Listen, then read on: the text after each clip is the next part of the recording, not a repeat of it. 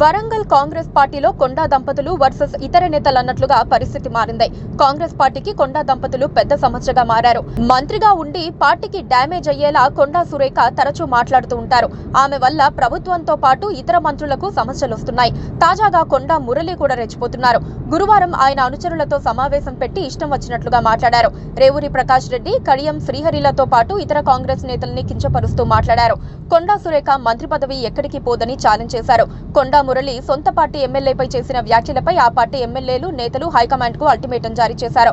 నష్ట నివారణలో భాగంగా పీసీసీ తరపున పరిశీలకుల్ని నియమించారు. కొండా దంపతుల వ్యవహారం రాను రాను హద్దులు దాటిపోతోంది.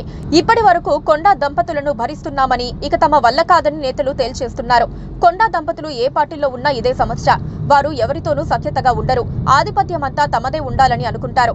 గతంలో ముఖ్యమంత్రికి అత్యంత సన్నిహితుడైన వేం నరేందర్ రెడ్డిని కూడా బెదిరించినట్లుగా ఆరోపణలు ఎదుర్కొంటున్నారు. ఇప్పుడు పార్టీ నేతలంతా కలిసి కొండా సురేఖకు వ్యతిరేకంగా మారటంతో వారికి ఇక ముఖ్యమంత్రి అటు ప్రభుత్వ పరంగా ఇటు పార్టీ పరంగా ప్రాధాన్యత ఇచ్చే అవకాశాలు తగ్గిపోయాయి. ఇప్పటికే మెదక్ ఇన్ఛార్జి మంత్రిగా ఉన్న ఆమెను తొలగించారు. కొండా దంపతులు వరంగల్ తూర్పు స్థానంతో పాటు మరో 2-3 అసెంబ్లీ నియోజకవర్గాలపై కన్నేశారు. కొండా మురళి, బసవరాజు సారయ్య, రేవూరి ప్రకాష్ రెడ్డిలను కూడా పరోక్షంగా టార్గెట్ చేస్తూ రాబోయే అసెంబ్లీ ఎన్నికల్లో తన కుమార్తె సుష్మితా పటేల్ పరకాల నియోజకవర్గం నుంచి పోటీ చేస్తారని కొండా మురళి ప్రకటించారు. అవసరమైతే పైసలిచ్చి గెలిపిస్తాను అని వివాదాస్పదంగా ప్రకటించారు. ఈ వివాదం వరంగల్ కాంగ్రెస్ లో ఇప్పటికే ఉన్న అంతర్గత విభేదాలను మరింత తీవ్రతరం చేసింది.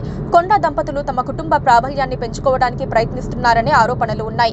ముఖ్యంగా పరకాల నియోజకవర్గంలో వారి కుమార్తెను అభ్యర్థిగా నిలపాలనుకోవటం ప్రస్తుతం అక్కడ ఎమ్మెల్యేగా ఉన్న రేవూరి ప్రకాష్ రెడ్డికి కోపం తెప్పించింది.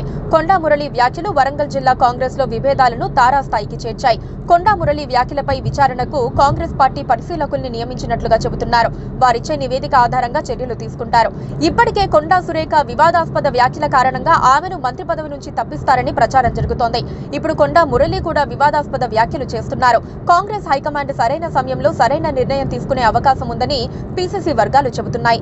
త్వరగా ఏదో ఓ నిర్ణయం తీసుకోకపోతే వరంగల్ కాంగ్రెస్ పార్టీ పరిస్థితి ఘోరంగా మారుతుందని ఇతర నేతలు హెచ్చరిస్తున్నారు. మరి రేవంత్ ఏం చేస్తారో? Please subscribe to KTV Telugu.